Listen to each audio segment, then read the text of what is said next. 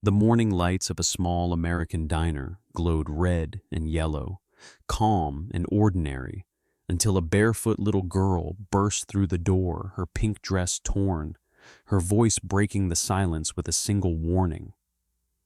A police officer froze mid-bite. His German shepherd growled low, sensing danger no one else could see.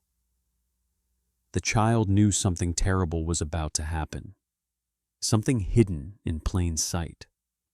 What followed wasn't just an interruption, it was a rescue guided by courage, instinct, and faith. Before we begin, tell us where you're watching from. And if you believe God sends miracles through the most unexpected souls, sometimes small, sometimes with fur and paws, hit subscribe and stay with us. Morning light filtered through the wide glass windows of a fast food diner, washing the plastic tables in red and yellow reflections, while warm air hummed with the smell of coffee, salt, and fryer oil. Officer Mark Hale sat alone at a small plastic table near the window, shoulders squared even in rest. At 35, he carried the solid build of a man shaped by years of patrol work. Broad chest, strong forearms, and a posture that never fully relaxed. His dark brown hair was cut short and combed neatly, already flecked with a hint of gray at the temples from nights that never truly ended. His jaw was angular, clean-shaven, the kind of face that looked calm even when storms moved beneath it. Mark wore his black winter police uniform, heavy and structured, the silver badge on his chest catching the overhead lights. A radio rested on his shoulder, silent but never ignored. He had learned long ago that silence was often the loudest warning. Years earlier, a call he had dismissed as routine had ended with a child injured and a suspect gone. Since then, Mark trusted patterns, instincts, and unease more than paperwork. In front of him sat a paper bowl of soup, steam curling upward, a cardboard tray holding a coffee cup, and a wrapped breakfast sandwich. He held a white plastic spoon loosely in his hand, staring into the soup without really seeing it. Breakfast, for him, was never about hunger. It was about grounding himself before the day pulled him apart again. At his feet sat Rex, a fully grown German shepherd, nearly 6 years old. His coat was a deep blend of black and brown, thick and well cared for, ears upright and alert. Rex was not officially a K9 anymore. An injury 2 years back had ended that chapter, but he still carried himself like one. His amber eyes tracked every movement in the diner. A man refilling soda, a teenager laughing too loudly, the cook behind the counter. Rex lay still, but his body was coiled, ready, loyal to a fault. Mark trusted Rex more than most people. The diner itself was ordinary in the way America specialized in plastic booths, red vinyl seats, yellow trim, a glowing menu board overhead advertising value meals and coffee refills. Soft pop music played from hidden speakers.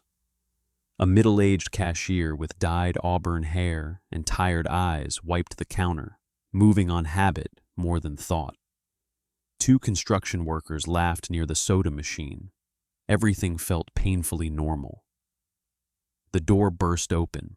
Cold air rushed in first, sharp and out of place, followed immediately by a small figure that seemed to sprint straight out of the morning itself.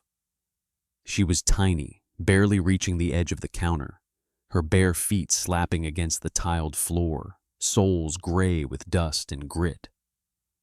Her pink dress, once bright, was now thin, stained, and torn at the hem. The fabric wrinkled as if it had slept on concrete. Her long blonde hair hung loose and tangled around her small face, strands sticking to her cheeks with sweat. She was 6 years old. Her name was Sophie. She did not hesitate. She did not look around. Her wide blue eyes locked onto Mark's table with terrifying certainty, as if nothing else in the room existed. "Don't eat it!" she screamed, her voice cracking with raw panic. "Stop! Don't eat!" Time fractured. Conversations died mid-sentence. A soda cup slipped from someone's hand and hit the floor with a hollow splash. The cashier froze, cloth dangling from her fingers. Rex sprang to his feet instantly, a low, warning growl rumbling from his chest, not at the girl, but at the sudden shift in the room.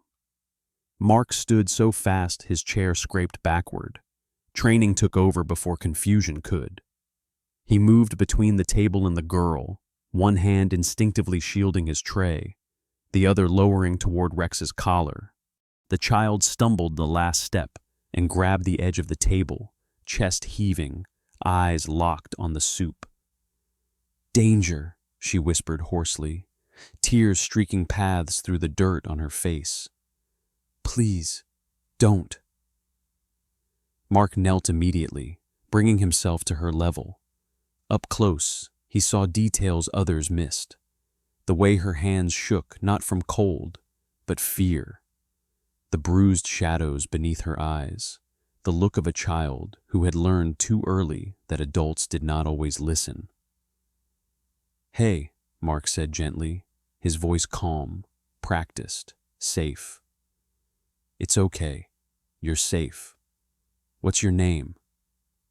Her mouth opened. Nothing came out.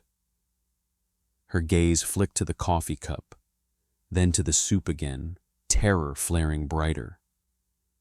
Then her knees buckled. Sophie collapsed forward, her small body folding like paper. Mark caught her before she hit the floor, one arm supporting her back, the other steadying her head. She was frighteningly light. Rex stepped closer, placing himself protectively at Mark's side, ears forward, eyes burning. "Call an ambulance," Mark barked, without looking up. The cashier snapped out of her trance and fumbled for the phone. Mark cradled Sophie against his chest. Her skin was warm, pulse racing beneath his fingers.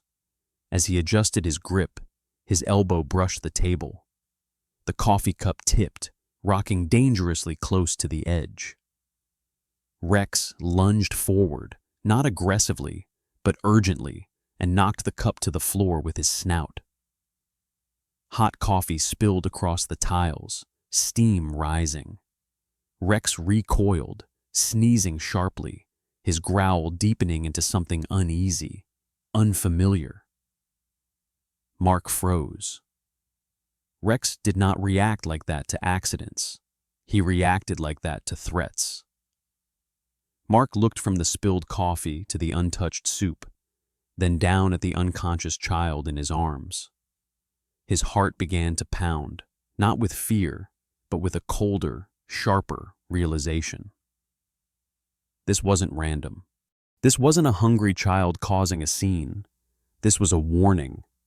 And whatever Sophie had seen, heard, or smelled was powerful enough to make her run barefoot into a crowded diner and scream at a stranger with a badge.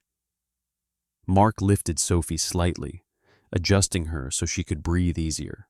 Rex stayed close, body tense, eyes never leaving the table. For the first time that morning, Mark did not feel normal. He felt watched. And somewhere behind the glowing red and yellow menu boards, behind the grease and smiles and routines, something had already gone terribly wrong.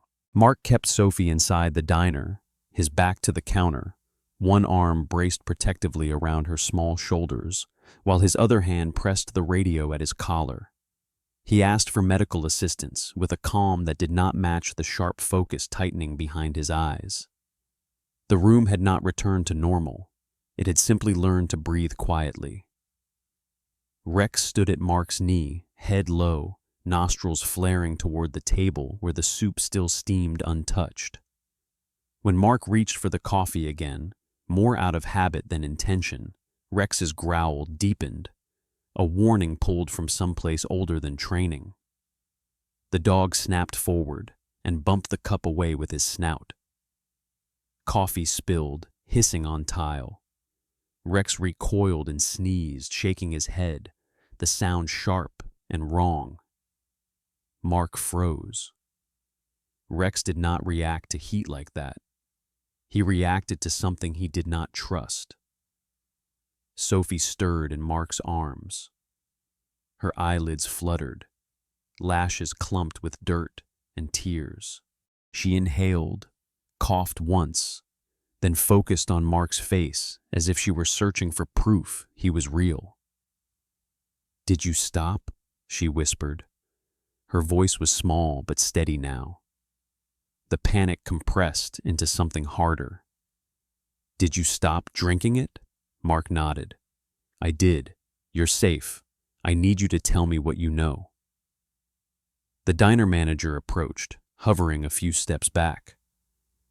Tom Alvarez was a stocky man in his early 40s, with thinning black hair and a permanent crease between his brows, the look of someone who had spent years smoothing problems before they became complaints. He smelled faintly of fryer oil and mint gum. "Officer, we can clear the place if—" Mark shook his head once. "Not yet." Tom swallowed and backed away, eyes flicking to the spilled coffee, like it might move on its own. An ambulance arrived within minutes. Sarah Klein, the EMT who stepped in first, was tall and lean, her blonde hair pulled into a practical braid, pale skin freckled from years of sun. Her movements were efficient, practiced, but her eyes softened when she knelt in front of Sophie.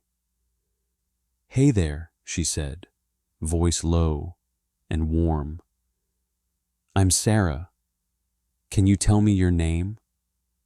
Sophie hesitated, then nodded. "Sophie." Sarah checked her pupils, her pulse, her breathing. "She's dehydrated," Sarah said to Mark quietly, "and exhausted.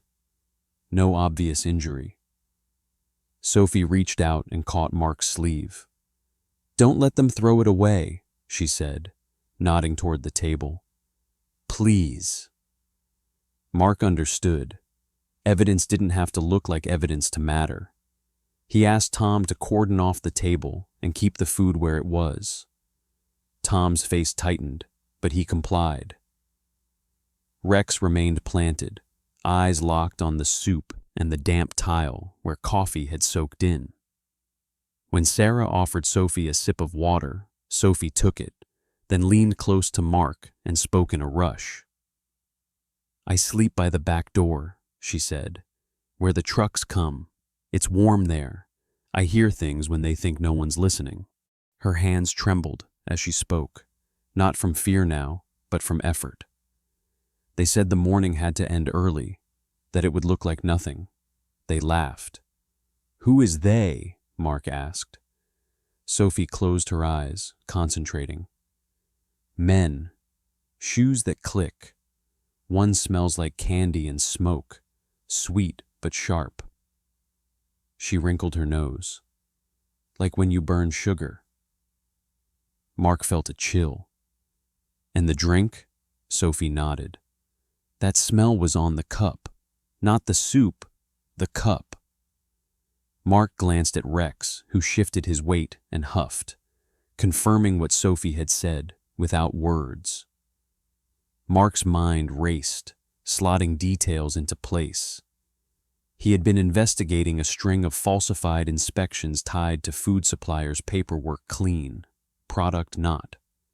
He had made noise about it, enough noise to irritate someone who preferred quiet endings. Sarah finished her assessment and stood. "She needs fluids and rest," she said. "Hospital would be best." Sophie tightened her grip on Mark. "They'll come back," she whispered. "They watch." Mark met Sarah's eyes. "I'll ride with you." Sarah hesitated only a second, then nodded. As they moved toward the door, a man Mark hadn't noticed before slipped away from a corner booth. He was tall, lean, wearing a charcoal jacket despite the warmth inside. His beard was trimmed close, his hair slicked back, his expression smooth as glass. When his sleeve rode up, Mark caught a glimpse of a small anchor tattoo near the wrist before the man disappeared out the side door. Mark felt the shape of a pattern click into place. He memorized the walk, the shoulders, the way the man never looked back. Outside, the morning felt brighter and colder. Sophie was settled on the ambulance stretcher, wrapped in a blanket Sarah had tucked around her with surprising tenderness. Rex paced once, then lay down beside the stretcher, watchful. Mark stepped back, eyes on the diner's glowing windows, the red and yellow promise of normalcy. He knew better now. Someone had chosen him. Someone had made a move and missed. As the ambulance doors closed, Sophie reached out again. "You believed me," she said. Mark nodded. "I do." Rex lifted his head, ears forward, as if agreeing. The engine turned over. Mark watched the diner recede and understood with a certainty that settled deep and cold. The signs were there long before the danger showed itself. Only a child and a dog had noticed.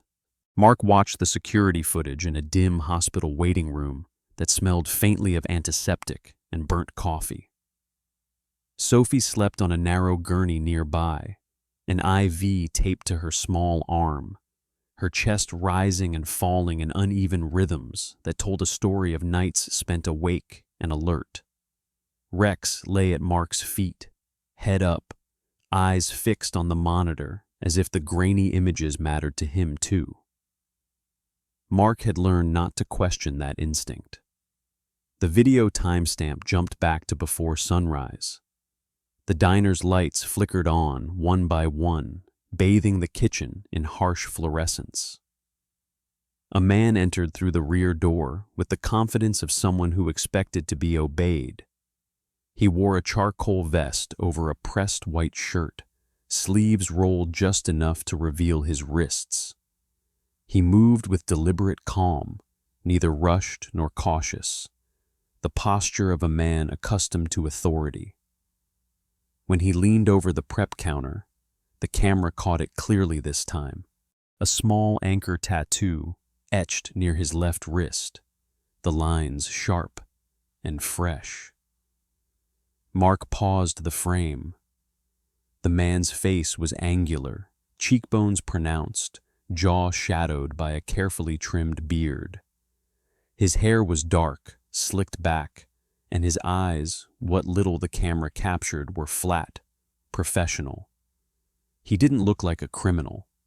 He looked like paperwork given flesh. "Fake inspector," Mark muttered. He had seen this type before, men who wore borrowed titles like armor. Years ago, a similar figure had signed off on a building inspection that collapsed a week later. Mark had pulled 2 kids from that rubble. One survived, one didn't.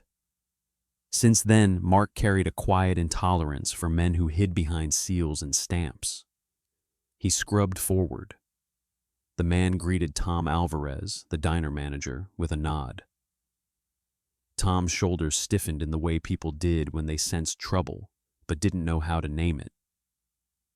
The man produced a badge too quickly, held it too far from the camera. He pointed. Tom complied. Doors opened. Procedures bent. "Classic pressure play," said a voice behind Mark. Detective Lena Brooks had arrived without announcement, as she often did. She was in her early 40s, tall and wiry, with close-cropped black hair and a scar that tugged the corner of her mouth downward, lending her an expression that read as skeptical even when she smiled. Years in internal affairs had taught her how lies breathed.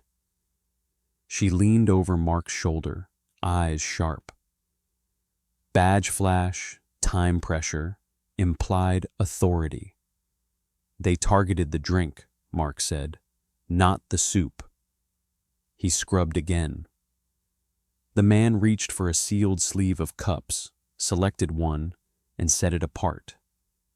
His movements were precise, economical. He didn't rush. He didn't hesitate. He worked like someone assembling a watch. Lena folded her arms. You said you're investigating falsified inspections.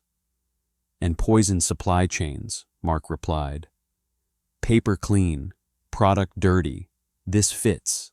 He paused the footage again, zooming into the counter where the cup had rested. A brief, subtle motion, something poured, something wiped. The camera missed the details, but Mark didn't. He didn't need much. Rex shifted, letting out a low huff. Mark glanced down. You smell it too, he said quietly. Rex's ears twitched, then settled. A nurse passed by, pushing a cart. Nina Patel, petite with dark hair pulled into a bun and eyes that never stopped moving, slowed when she noticed Mark's screen. She's stable? Nina asked, nodding toward Sophie. Her voice was gentle, practiced kindness worn smooth by long shifts. Dehydration and exhaustion, Mark said.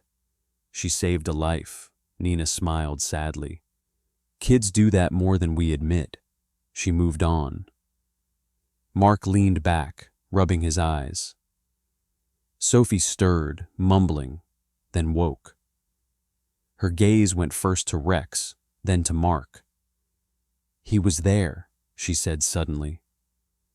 Her voice was steadier now. The panic cooled into something crystalline. Who? Lena asked softly, stepping into Sophie's view so she wouldn't startle. The man with the clicking shoes, Sophie said. He smells like burned sugar and metal. He stood by the cups.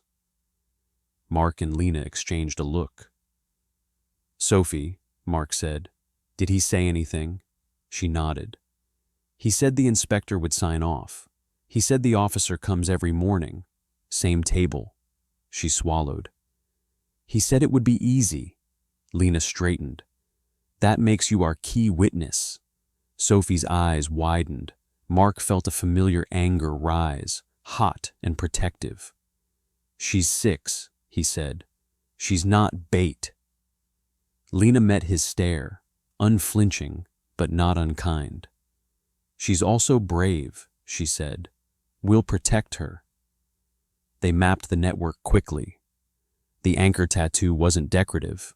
It marked affiliation. A group that specialized in making deaths look like accidents, illnesses like coincidence.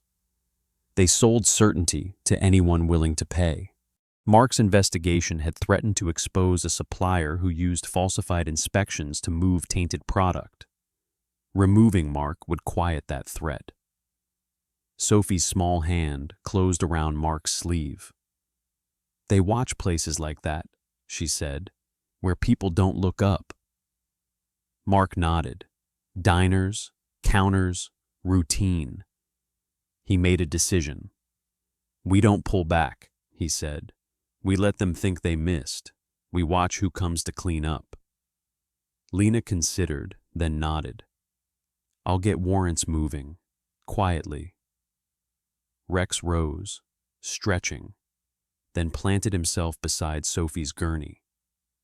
His presence was steady, anchoring. Mark looked from the sleeping child to the paused frame of the man behind the counter and felt the shape of the trap forming, not for Sophie, but for the one who had underestimated a child and a dog. Outside the waiting room, morning traffic hummed. Inside, the signs were finally visible. And this time, Mark intended to follow them all the way back to the source. Mark returned to the diner the next morning exactly as he always had, uniform pressed, shoulders squared, movements deliberate. Routine was a language criminals trusted. He ordered the same breakfast, sat at the same plastic table beneath the glowing red and yellow menu board, and waited. Rex lay at his feet, calm and watchful, the black and brown fur along his spine rising and falling with steady breaths. The dog was 6, old enough to know patience, young enough to act without hesitation. Mark trusted that balance. Across town, Sophie sat on the edge of a hospital bed, small hands twisting the thin blanket. Her eyes kept drifting to the door. She had slept, eaten, even smiled once at a joke Sarah had made, but the fear hadn't left. It had only learned how to sit still. When her phone vibrated, an old prepaid device the social worker had arranged, Sophie flinched. The number was unknown. She didn't answer. A text followed instead. "Tell the cop to stop asking questions." Sophie's chest tightened. She knew that voice without hearing it. Burned sugar and metal. Shoes that clicked. Her grandmother, Evelyn Moore, had raised Sophie since she could walk. Evelyn was in her late 60s, small and stooped, with silver hair worn in a loose bun and skin darkened by years of sun and work. She had arthritis that bent her fingers and slowed her steps, but her eyes were bright, protective. That morning, Evelyn had left the shelter early to collect donated groceries. She never came back. By noon, Mark got the call. It wasn't from Sophie. It was from a man who sounded bored. "You're being careful," the voice said. "We appreciate that. Keep it that way." Then the line went dead. Mark didn't slam anything. He didn't raise his voice. He felt the familiar heat of rage coil and settle, banked and controlled. Years ago he had learned that anger wasted energy. Precision saved lives. He called Lena. "They took her grandmother," he said. "This is leverage." Lena exhaled slowly. "We suspected escalation. They won't hurt her if they think it buys silence." "They won't get it," Mark said. Sophie broke when Mark arrived at the hospital room. She cried hard and fast, the way children do when the last wall gives way. Mark crouched in front of her, letting her bury her face against his jacket. Rex pressed his head gently against her knee, warm and steady. When Sophie could speak, she told Mark everything she remembered. The cadence of the voice, the scuff of shoes, the faint jingle of keys. "He wears a sharp smell," she said, wiping her nose. "Like flowers cut with glass." "That's cologne," Mark said softly. "Strong and expensive."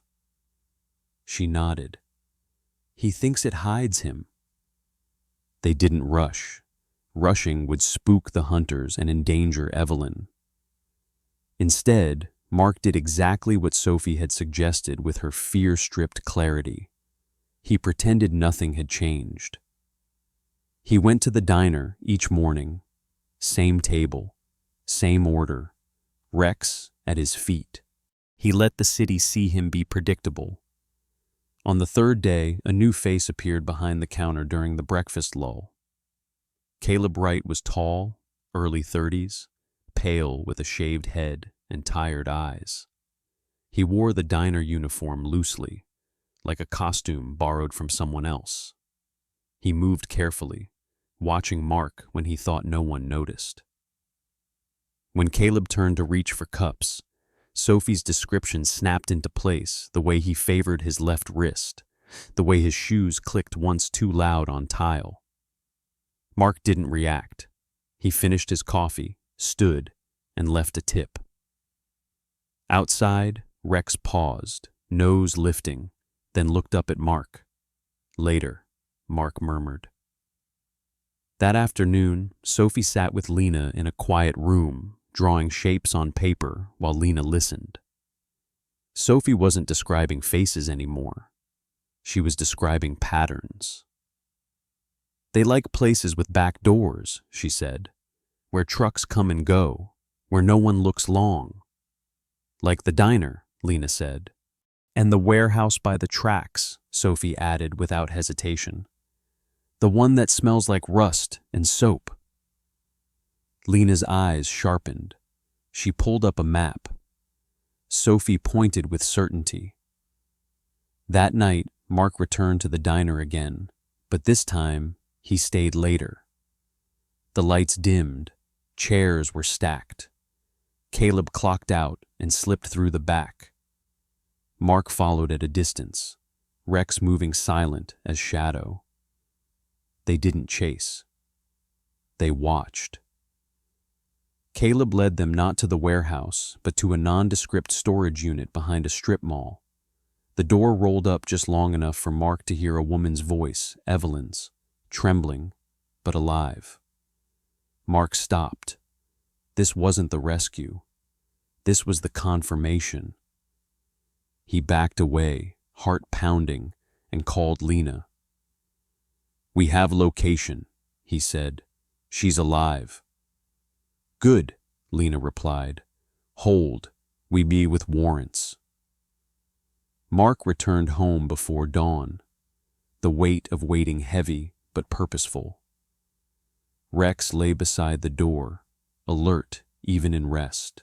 Sophie slept on the couch, curled around Rex's flank like a lifeline. Mark watched her breathe and made a promise he didn't say aloud. They had tried to silence a child with fear. Instead, they had taught her how to listen harder. And by morning, Mark knew exactly how to make them speak.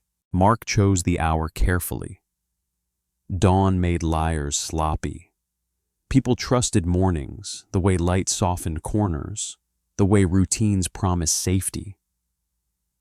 He coordinated with Lena before sunrise, voices low, plans precise. They didn't flood the area, they threaded it. A single recording device went into the back storage room behind the diner, tucked inside a metal junction box that hummed quietly like any other piece of infrastructure. It was small, legal, under the warrant Lena had secured, and sensitive enough to catch a whisper through concrete. Evan Ross, the tech assigned to the install, was thin and long-limbed, late 20s, with wireframe glasses and a nervous habit of tapping his thumb against his phone. He dressed plainly and spoke even more quietly, the kind of man who listened better than he talked. Years earlier, a misread signal had cost him a mentor during a raid. Since then, Evan triple-checked everything. He tested the device once, twice, nodded to Mark. "Clean feed," he said, "encrypted." Sophie waited 2 blocks away with Lena, wrapped in a borrowed hoodie that swallowed her small frame. Her blonde hair was braided loosely, still messy, still unmistakably hers. Rex stayed with Mark this time, the dog's presence part of the picture they wanted painted. Nothing changed, nothing learned. Rex's ears flicked as the back door opened and closed, cataloging sounds no microphone could translate. Mark took his seat at the familiar plastic table. Same order, same posture. He felt the weight of the trap settle, not excitement, not fear, but responsibility. He glanced once at the back corridor, reflected faintly in the window. Routine was bait. Behind the diner, the storage room smelled of cardboard and detergent. Footsteps approached. Caleb Wright slipped inside first, shoulders hunched, eyes darting. He was sweating despite the cool air, the shaved scalp catching the fluorescent glare. His voice shook when he spoke into his phone. "He's here," he said. "Same as always." He paced, rubbed his wrist, then stepped aside. The man with the anchor tattoo entered without hurry. Up close, the details sharpened. His name, they would learn later, was Victor Hale No, relation to Mark, early 40s, tall, with a sculpted beard and eyes that never blinked long enough to miss anything. His suit jacket fit perfectly, tailored to suggest legitimacy. He moved like someone who believed space would make room for him. The cologne Sophie had described hung in the air, sweet and metallic. Victor set a small bag on the counter and opened it with care. "Clean up," Victor said calmly. His voice matched Sophie's memory, smooth, bored, precise. "We leave nothing," Caleb swallowed. "The recorder?" Victor smiled thinly. "Already handled."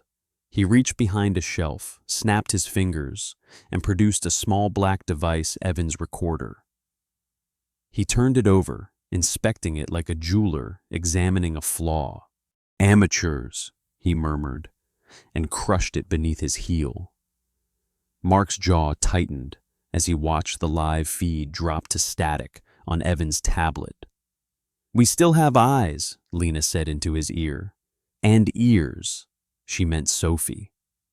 Victor wiped the counter, then pulled a silver USB drive from his pocket. It was heavier than it looked, matte finished, with a tiny groove where a key ring might attach. He hesitated, glancing toward the diner floor beyond the door, then slid the USB into his jacket. "We're done," he said. "He'll be distracted soon enough." At the table, Rex stiffened. Mark felt it before he saw it, the shift, the way the morning changed pitch.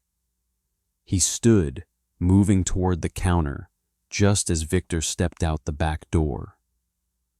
Their eyes met for a fraction of a second. Victor smiled politely, a customer's smile, and walked faster. "Now," Lena said. Mark pushed through the door, Rex surging at his side. Outside, the alley was a ribbon of shadow. Victor broke into a run, coat flaring. Mark shouted once, clear and loud, badge flashing. Victor vaulted a low fence with athletic ease and bolted toward the strip mall. Mark followed, breath controlled, Rex a dark streak ahead. Victor reached his car, yanked the door open, and spun only to find Rex planted between him and escape, teeth bared, stance void. Victor froze, eyes flicking to the dog, then to Mark. For a heartbeat, it seemed over. Then Victor did something Mark hadn't expected. He hurled the USB toward the storm drain and sprinted past Rex, shoulder-checking the fence line. "USB!" Mark shouted. Rex lunged, not at Victor, but at the glint of metal skittering across asphalt. He slid, jaws snapping shut, around the drive inches from the drain, claws scraping sparks. Mark vaulted the curb as Victor disappeared around the corner. Sirens rose in the distance. Too far, too slow. Mark knelt, pried the USB from Rex's mouth, and felt its weight. Names, plans, proof. He looked up just in time to see Victor's taillights vanish. They had missed the man. They had secured the truth. Mark exhaled, long and steady. He clipped Rex's collar, gave the dog a quiet nod of thanks. Lena arrived moments later, eyes scanning, calculating. "He ran," she said. "He ran," Mark agreed, holding up the drive. "But he didn't get away." Across the street, Sophie watched from the car window, face pale but resolute. She leaned forward as Mark approached and whispered, certain as sunrise, "That's him." The morning trap had sprung. The hunter had slipped free. The evidence had not. Mark waited for the diner to become what it always became in the late morning, tired. The breakfast rush had thinned, the music softened, the red and yellow glow dulled into something almost gentle. He stood near the counter, uniform immaculate, posture unremarkable by design. Rex sat beside his boot, calm, coiled, a dark sentinel with amber eyes that never stopped measuring distance. Sophie hovered a few steps away, the pink dress she insisted on wearing, washed but still worn thin, the hem frayed like a story told too many times. Her blonde hair was tied back loosely, curls escaping no matter how careful the knot. She looked small. She felt they had studied the USB's metadata for hours. Evan had confirmed timestamps that pointed backward, not outward revisions made before the chase, edits hidden in plain sight. Victor Hale would need to erase redundancies. He would need to retrieve a backup. People like Victor didn't trust pockets. They trusted places they controlled, and Sophie had named the place without hesitation. Above the lights, she had said, tapping the air with a finger. Where the ceiling hums. The diner's drop ceiling was old white tiles yellowed by years of heat and grease, grid lines sagging slightly. Maintenance panels were opened often, closed carelessly. It was perfect. Mark nodded once at Lena across the room. Detective Lena Brooks blended into the space like a thought you didn't notice until it mattered. Plain jacket, hands empty, eyes sharp. Two uniformed officers waited out of sight near the back corridor. The manager, Tom, had been sent on an errand with a plausible excuse and a promise he'd understand later. Victor returned the way he always did, without hurry, without apology. He wore a navy jacket this time, beard trimmed, hair slicked back. The cologne came first, sweet, metallic, confident. His gaze skimmed the room and landed on Mark with professional indifference. He smiled. "Officer," Victor said, voice smooth as laminated paper. "Back again." "Routine," Mark replied. Victor moved toward the counter, fingers brushing the edge like he owned the place. His eyes flicked upward, once, quickly, toward the ceiling. Sophie saw it. She always did. Her chest tightened, but she remembered Mark's words. "When it's time, you speak." She stepped forward. Her voice cut through the room, sharp and sudden. "Don't touch it!" The sound ricocheted. Heads turned. A tray clattered. Victor startled, hand lifting instinctively. His mask slipped just enough. Mark saw the flash of irritation, the calculation cracking. "What did you say?" Victor snapped, the politeness gone. Sophie took another step and screamed. Not fear, not plea, but command. "Above you! It's there!" She pointed at the ceiling tile directly over the counter. Her voice carried something ancient and undeniable, the way children sometimes spoke when truth outweighed consequence. Victor swore under his breath and moved, too fast. He reached up, fingers hooking the edge of a tile. The panel tilted, dust drifting down like pale snow. A silver USB slid into his palm. He spun toward the back door. Rex moved first. The German Shepherd surged from stillness into force, body low and powerful, blocking the doorway with a bark that cracked the air. Victor skidded to a stop, shoes scraping tile. He feinted left, then right. Rex mirrored him, teeth bared, eyes locked. Not attack control. "Police!" Mark shouted, badge up, voice iron. Victor lunged anyway, trying to slip past. Rex snapped not to bite, but to claim space, and Victor stumbled, shoulder slamming into the counter. The USB clattered across the floor. Lena was there in an instant, sweeping it up, eyes never leaving Victor's hands. Two officers poured in from the corridor. Victor fought like a man offended by gravity, shoving, twisting, trying to break free. He was strong, trained, desperate. Mark grabbed his arm, felt the tension sing. Victor elbowed backward, catching Mark's ribs. Mark grunted, held. Sophie didn't scream again. She stood frozen, small hands clenched, watching Rex hold the line. Her breathing steadied as she saw the balance tip. Victor wrenched one last time and bolted, not through the door, but toward the kitchen. Pots crashed. A cook yelped. He slipped on a damp patch near the sink and went down hard, skidding. Before he could rise, Rex was there, pinning him with a weight that felt like judgment. The dog's muzzle hovered inches from Victor's throat, breath hot, teeth gleaming, restraint absolute. "Enough," Lena said calmly. Victor lay still, chest heaving, eyes burning with fury and disbelief. The officers cuffed him, metal clicking closed. The diner breathed again.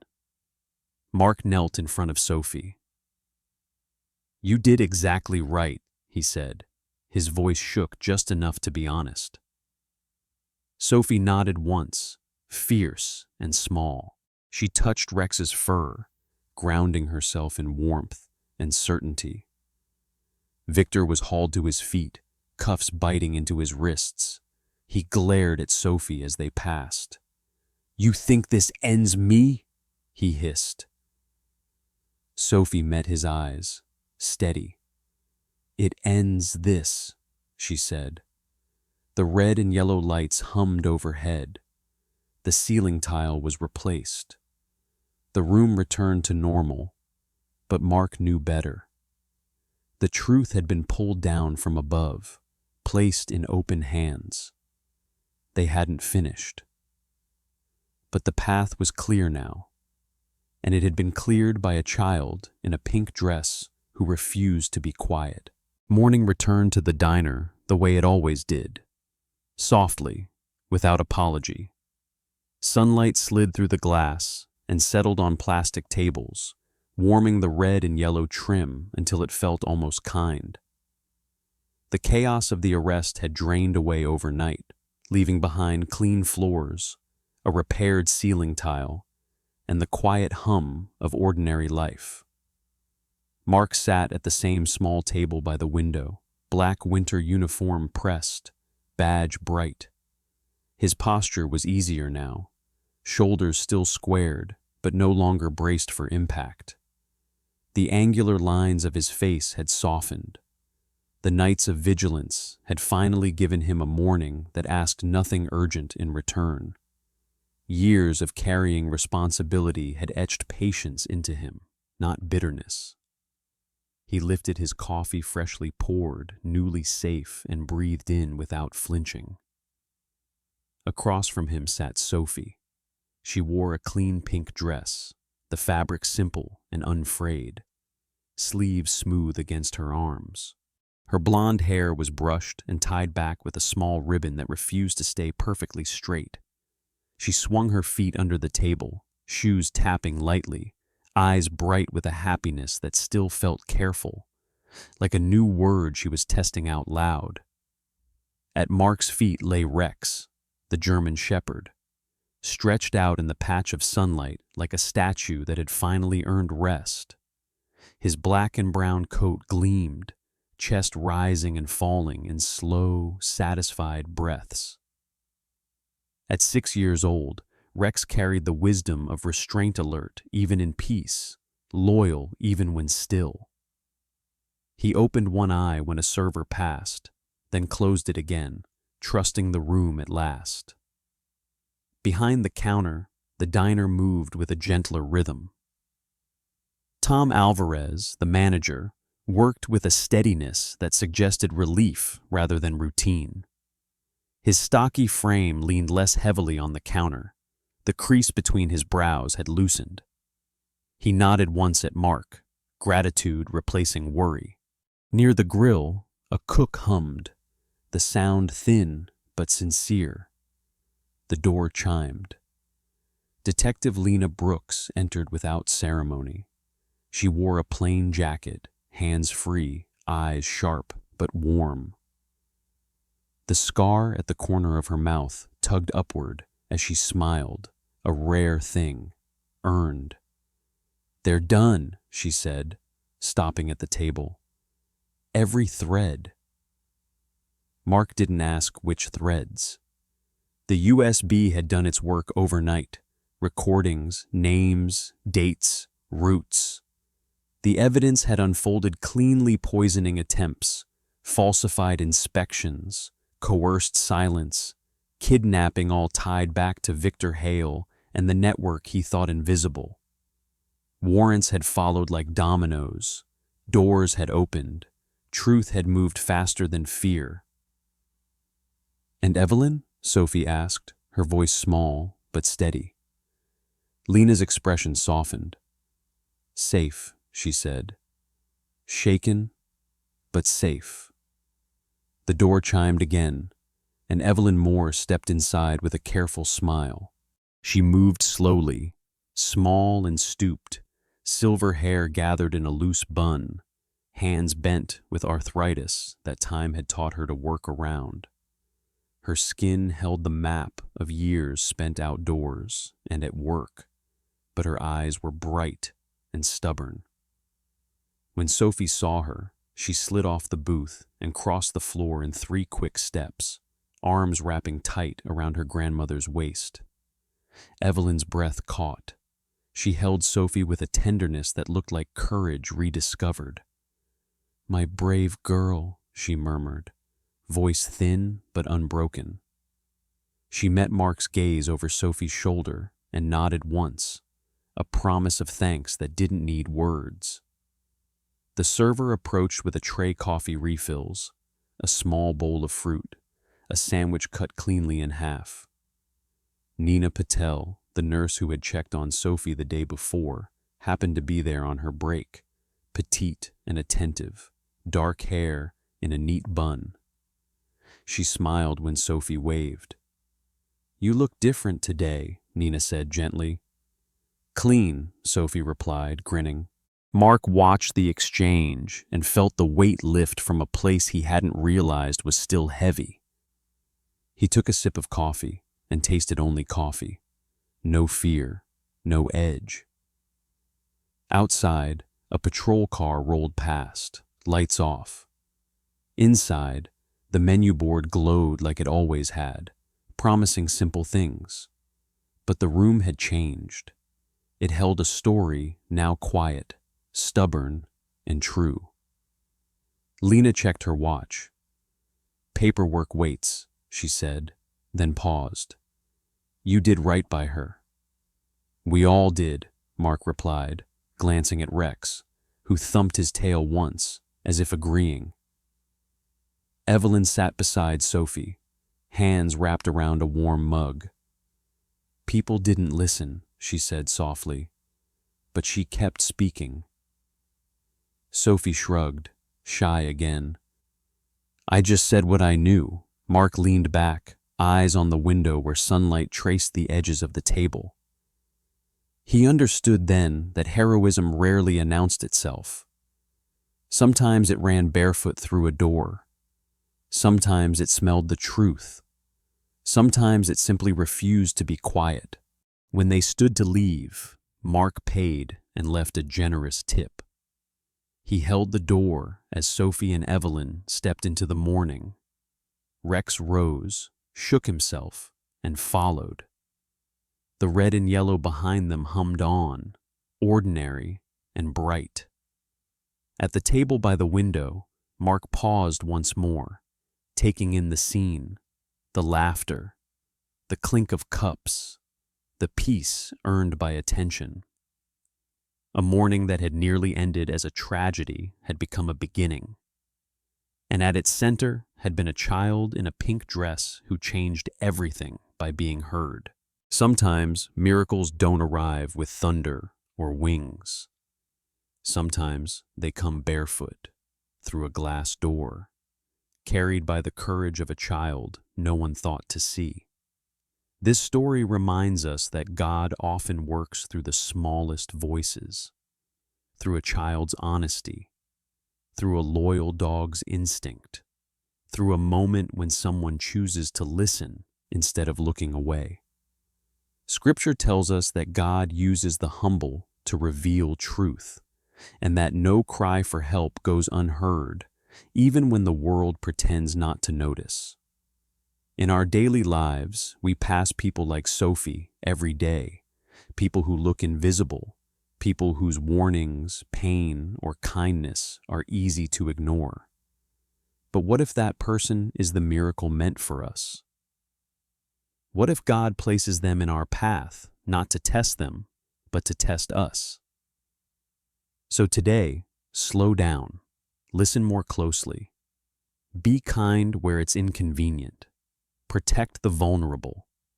And when you feel a quiet nudge in your heart to help trust it, that may be God speaking. If this story touched you, please share it with someone who needs hope today. Leave a comment telling us where you're watching from, or a moment when you felt God's hand in your life. And subscribe to the channel for more stories of faith, courage, and quiet miracles.